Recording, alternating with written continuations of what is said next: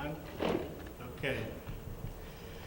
Thank you, everybody, for coming this evening. We're going to talk about a bunch of things this evening. Afterwards, we're going to be opening it up to questions and answers. If you have a question, please come to the mic, state your name and your address, and ask any question you like. If we can answer it tonight, we will. If not, we'll get back with you with an answer. My name's Randy Daigle. I'm the chairman of the School Building Committee. I'm Wendy Osad, vice chairman. Laura Vella, committee member. Joe Muller, committee member. Greg Stritch, committee member. Jason Kilty, committee member. Walter J. Cruzell, committee member. Mike Stahl, secretary. Art Pondratz, consultant. George Rubish, committee member. Ginny Austin, committee member. Gina Sullivan, committee member. And we also have the architect here this evening. If there's questions that are specific to the architect. What I'm going to do is I'm going to give a little bit of history of where we are and how we got here. I'm not going to go too much into the past after everybody's aware of the pre-referendum and it passed overwhelmingly. But since the referendum, December 6th was our first high school building committee meeting. At that time, the full committee was appointed, along with Board of Ed liaisons and town council liaisons. One of the things we decided to do early on, as far as the delivery method, it's called the CMR. It's called the Construction Manager at Risk. It's part of what the state does. The state uses the terms QBS, quality-based selections. And what this procedure does, opposed to the traditional design bid build, where we would hire an architect, they would draw the drawings, and it would go out to a series of contractors. They would submit a bid, and typically the lowest bid would get the project. And during the project, if there was any document deficiencies or conflict between trades, they would submit a change order, and the owner was obligated to pay it. And that can go on and on throughout the entire project. With a certain amount of contingency that we have, that all projects have, but what we have, there's no way to control the total cost of change orders when it's done that method. At some point, we could run out of money, and we'll have to take it either out of the construction or the scope. There's no other way. We can't go back to the town. We can't go back to the voters because it'd have to go back out. So we decided to go through what's called a CMR, Construction Manager at Risk. What this method is we hire an architect.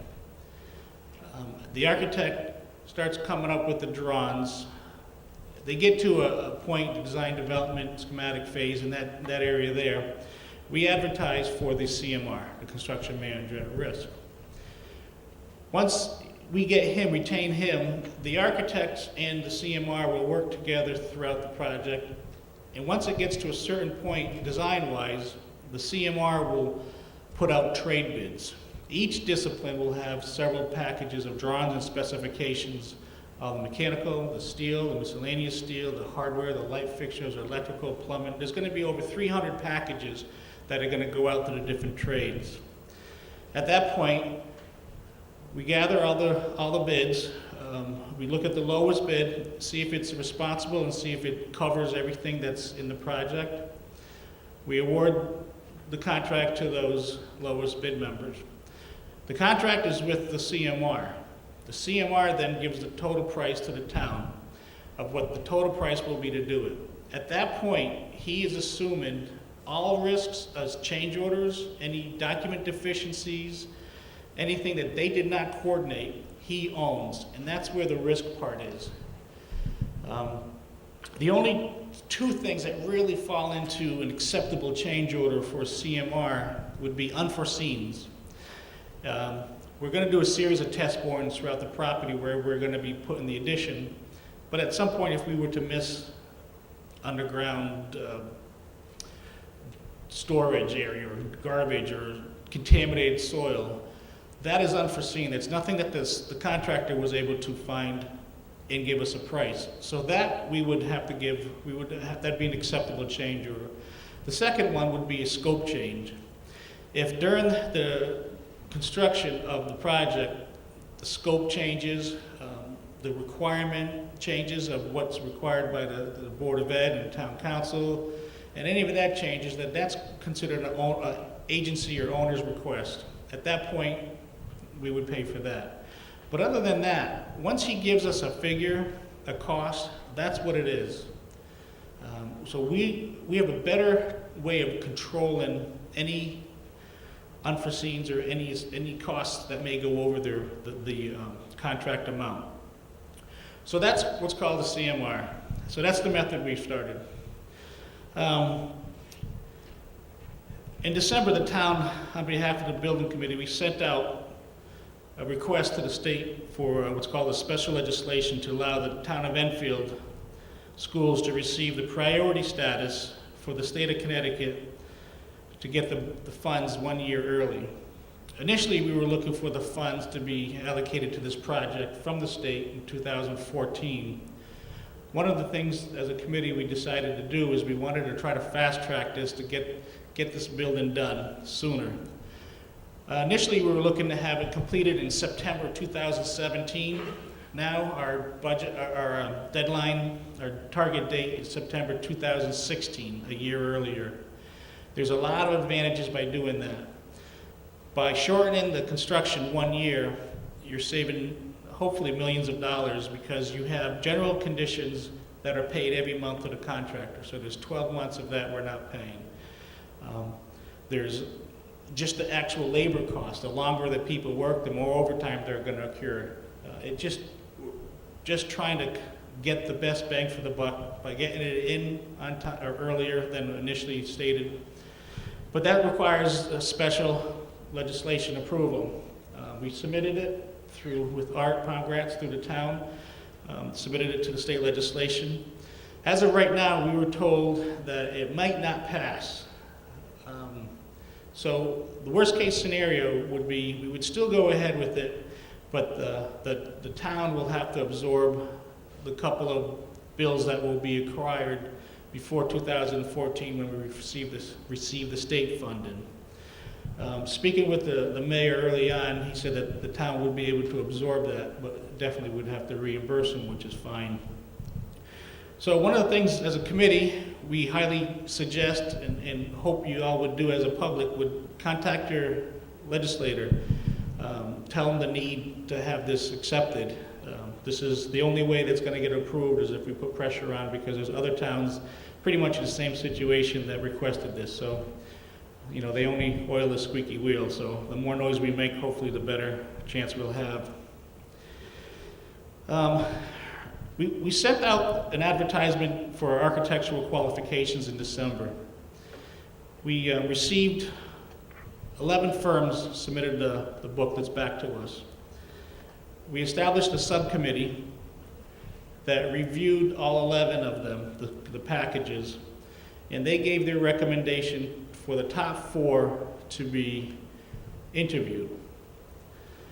The 4 firms that were selected to be shortlisted the 4 firms that were shortlisted to be interviewed were the Design Associates of Cambridge, Fletcher Thompson, JCJ Architecture, and Silver Petroselli. At that time, the town we sent out an RFP explaining a little bit more about the project, hoping that during their interview process they would be very job or project specific. What we did for the actual interview is that we allowed them to do, I think it was 45-minute presentation. After 45 minutes, the panel did a question and answer period to the architectural firms, and then they would answer back. Afterwards, we excused them, and then we talked amongst ourselves with what we felt we saw based on the questions that were there. What is everybody's interpretation? There was no influences of votes, and at that time, each panel member penciled in their score on their sheet, and then they retained it in their possession. And then we did that for each of the firms. So all 4 firms, we did the same thing. At the end of the day, we, through executive session, went back, and then we all looked at each other's, not each other's, we looked at each of the scores that we gave for each of the firms. The reason being that if we were to get the first architectural firm, and they really did a great job, and they wowed us, and we gave them A's, the next firm came in and walked on water. They just were unbelievable. We have nowhere to go but give them an A, so you're almost penalizing them. So what the state allows the QBS process to do is to pencil it in and retain it, and at the end of the interviews, you yourself reevaluate. Is that first firm still an A, or is it now a B compared to the second and third or fourth firm? So everybody comes up with their scores. They're all inked in at that point, and then they're submitted to myself, and then between the vice chair and the secretary, we inputted the scores. Once the scores were inputted, then we opened up what's called a sealed proposal. Along with the RFP, we not only asked them specific questions that we would like them to give us answers to during the interview, we also asked them what their estimated fee would be to do this project. We didn't want the fee to, the way that the state does the quality-based selection, QBS, it's not fee-based, it's based on quality. The only thing that the fee would do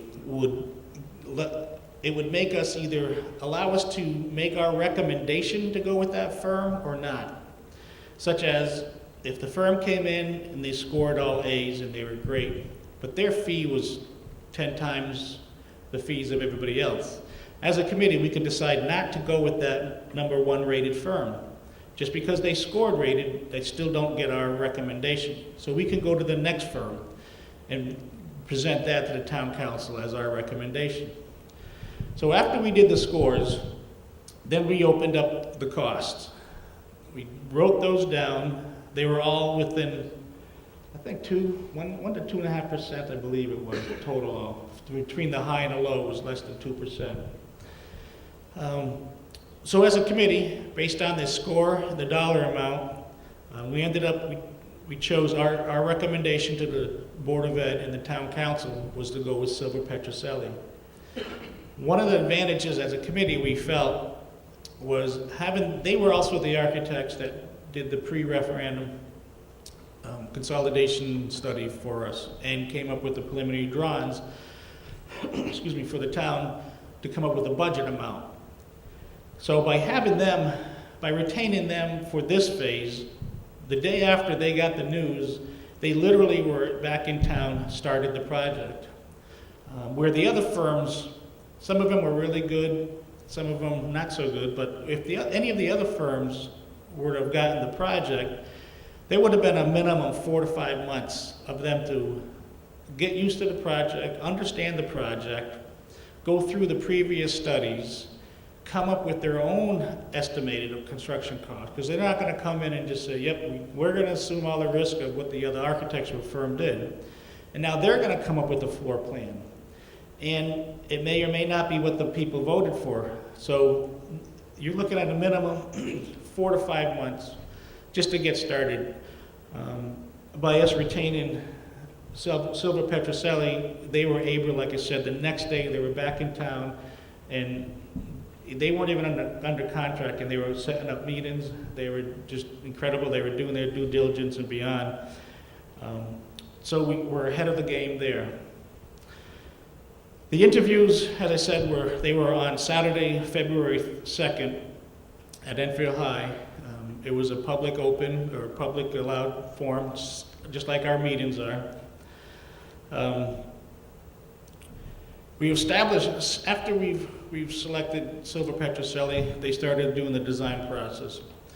We have since established several subcommittees. Each subcommittee has different responsibilities. One of the subcommittees that we're doing, Mr. Rippish is in charge of, is that we're meeting with every function that has to do with the school. We're meeting with the custodial, we're meeting with the education department, we're meeting with the superintendents, we're meeting with the teachers, we're meeting with the the science, the math, the gym. We're meeting with all the users and user groups. And what we're doing is we're trying to make sure that the building we're designing will meet and exceed, if not exceed, all their requirements in order for them to do their teaching. We've had some great response. One of the luxuries that we actually ran into was by having, instead of meeting with the teachers independently and separately, and we all understand they're going to give us their golden dream of their size classroom and everything. But after we start having them all speak in a group form, they all understand that you're not going to get the 2,000 square foot classroom. Realistically, depending upon your needs, you're going to get anywhere from a 9 to 12 to 1,500 square foot, depending upon what you do. And also, by having them all together, they started recognizing that they can use the other person's classrooms when they're not teaching.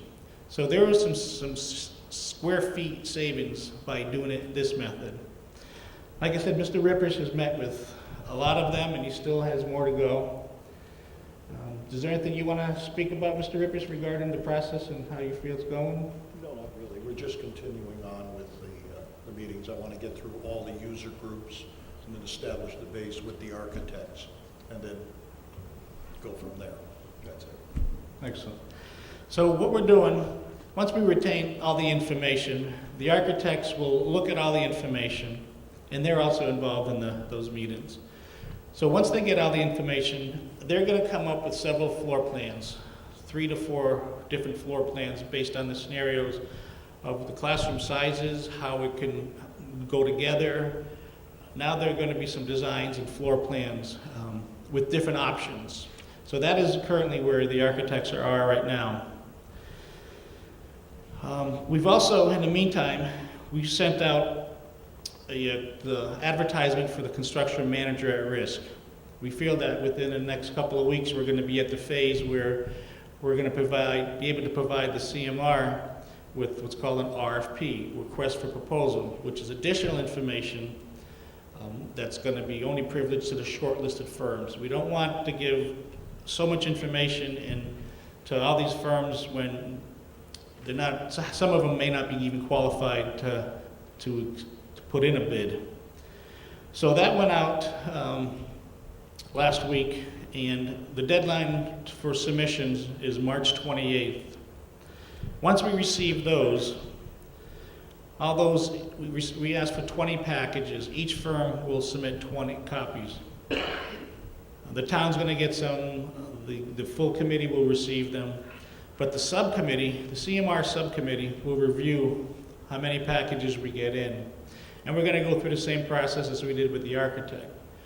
We're going to look into them. We have a score sheet that the CMR firms already know what the priority of values and the scores for each of those values are worth.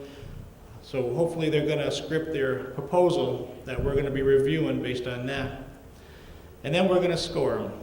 We are looking to have 4 CMR firms at the interview. But again, it all depends on the scores. If the first 3 are really tight and the 4th one is a couple hundred points away, we may only invite 3 firms to come in for the interview. So at that point, once the shortlisted firm comes up with this score, we have another meeting with the full committee. We make our recommendation to the full committee. There's open discussion. It takes a long time. It's not like we make this suggestion and the committee says, yep, okay, great. They look at their booklets, they do their due diligence, and they have the questions to the subcommittee to answer before they accept it. So everybody's involved and everybody has their input on it. The shortlisted process and interviews will be on Saturday, May 4th, I believe. And so hopefully we'll have a decision on the 4 firms, and then we're going to submit it, the RFP, request for proposal, to those shortlisted firms. What we want to do is we're trying to keep the public informed as much as possible. We've called this meeting this evening. We're going to be calling several of them throughout the duration of the project. We're on ETV. We're hopefully going to be doing once a month, maybe a 15, 20-minute recap of where we are from last month to this month. We want to keep the public informed. We'd like to get a lot of input from the public. We all understand that this is a town project. It's not ours. We represent you, but we would like to have your input. We have met with a lot of special groups. We've met with the Enfield Energy Club or Association. We've met with the security people regarding the security in town and how to do it with the public schools. We just received copies of the recommendation from Sandy Hook Advisory Committee. I received that 2 days ago. That's going to be given to the committee at our next meeting, and we're going to review that, see if there's anything that we can take from that. Understanding that that has nothing to do specifically with the schools, but understanding what they're looking to do, hopefully we can come up with some decisions also. Like I said, we're trying to get the public involved as possible. Let's see, we also have what's called the workforce development. What that is during the construction, and even at this phase, the design of the building, we're inviting kids to come in, part of the curriculum, to show them what architecture is, what engineering is. During the construction, they're going to be doing trips inside the construction zone, security area, hard hats, goggles, showing them what it's like to do conduit for electricity, what it's like to do plumbing. See if we could get any of these kids. Not everybody's college bound, so we need people out in the field to actually build these things, build these buildings, and it's a real shortage out there right now, actually. So if we can get some of these kids interested in it by showing them exactly how it's done and it's being done at their school, hopefully we get some children to consider that as a trade. We've posted our community meetings at the town website. We also have links to our calendar explaining we have meetings Thursday nights. They're open to the public. We don't allow the public to ask questions to every meeting. We will have special meetings such as this that will allow the public to come in. If there are any questions, the public is more than welcome to email. We've had several throughout the duration of this process that were brought up in the committee, and that individual brought back the answer to that person. So again, we highly encourage the public to get involved. As I said before, this is your project too. We represent you, but unless we know what you guys want, it's hard to really decide some things that may affect you. I'd like to open it up to any of the committee members who'd like to say anything regarding the process and where we're at, and if I missed anything. And I'd also like to open it up to the public if there's any questions that you guys might have. Are there anything the committee would like to share or add? You guys really put me on the spot here. This is how it goes every night. All right. Are there anybody who'd like to ask any questions or has any comments or concerns? Like I said, please come up to the mic, state your name and your address, and we'll do our best to either answer it or we definitely get you the answer. Yes, sir.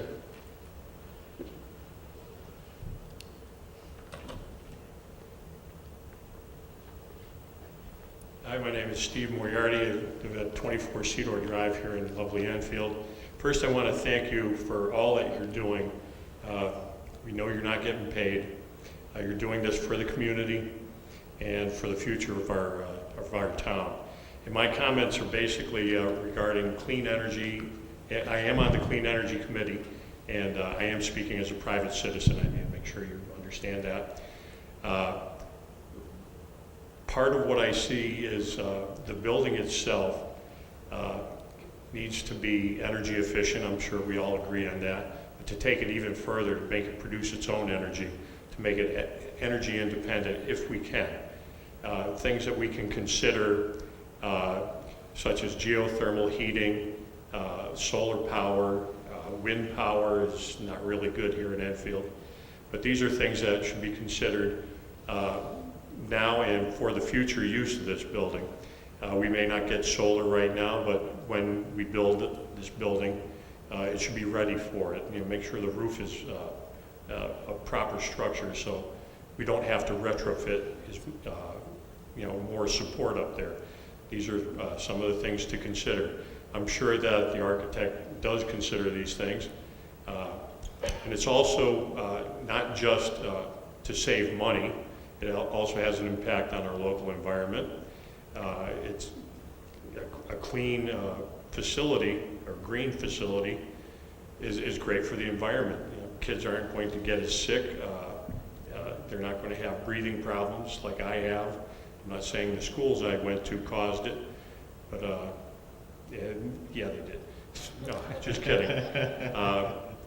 I went to 5 parochial schools, and I learned from those buildings. And back in the 60s, Our Lady Hope School in Springfield, Massachusetts, the diocese didn't want to build it, but the parish went ahead. We had a pastor that was looking toward the future. Back in the 1960s, he had that building cable ready for use in the classroom. 1960. Some of you probably weren't born then. Some of you know what cable ready actually means. Okay, yeah, okay. Just look at the gray here, we can tell. But it's this foresight that you need to keep in mind what's going to happen in the future. That school was ready. We did a great job in that school. I think the teachers did a great job looking back at it now. But I see other people saying, oh, geothermal costs too much, solar costs too much.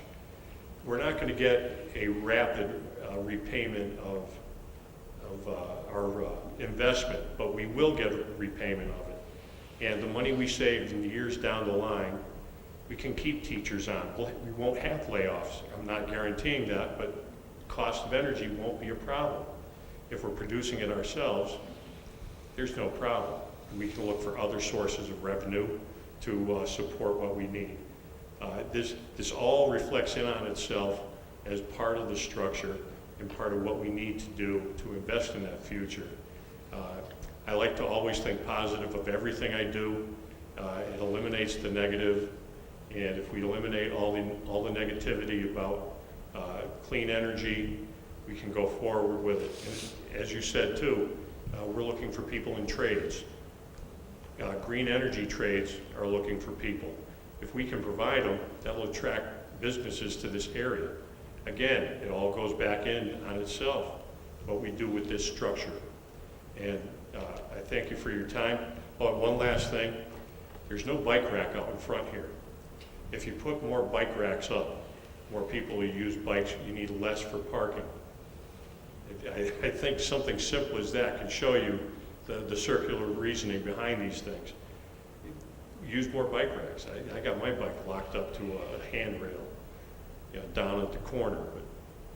But it's just these things we need to get the mentality of the students going, thinking, how can we do it better? How can we do it greener?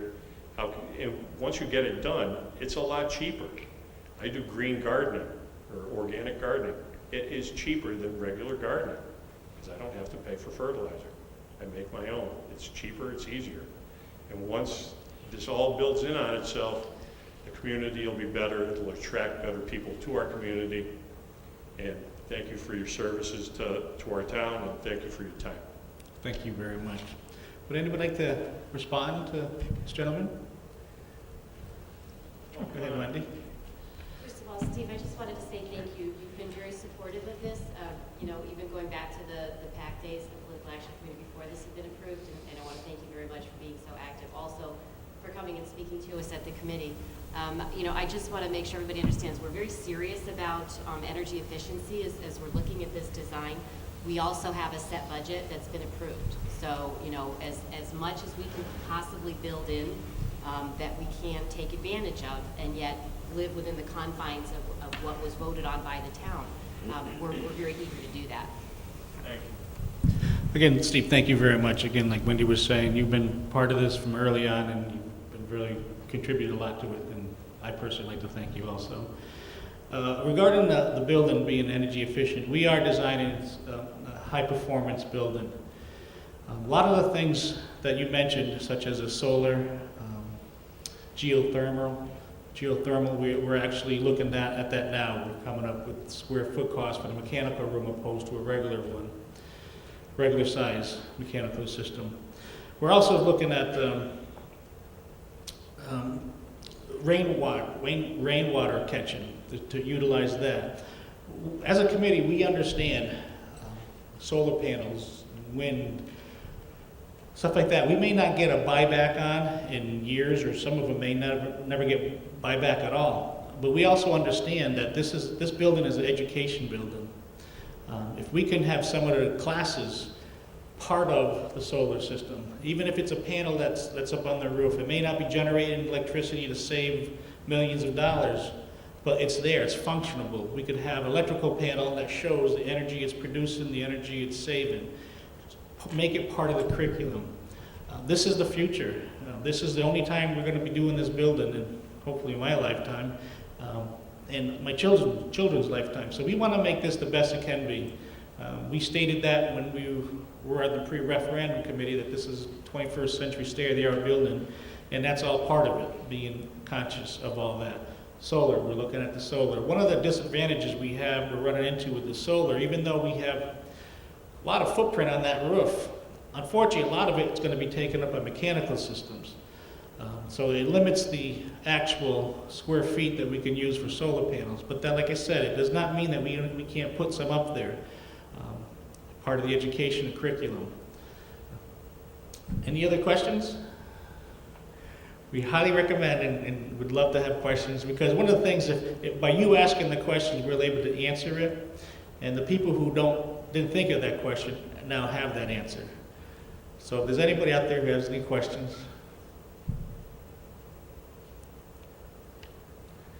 Boy, this is a tough crowd. Speak up now.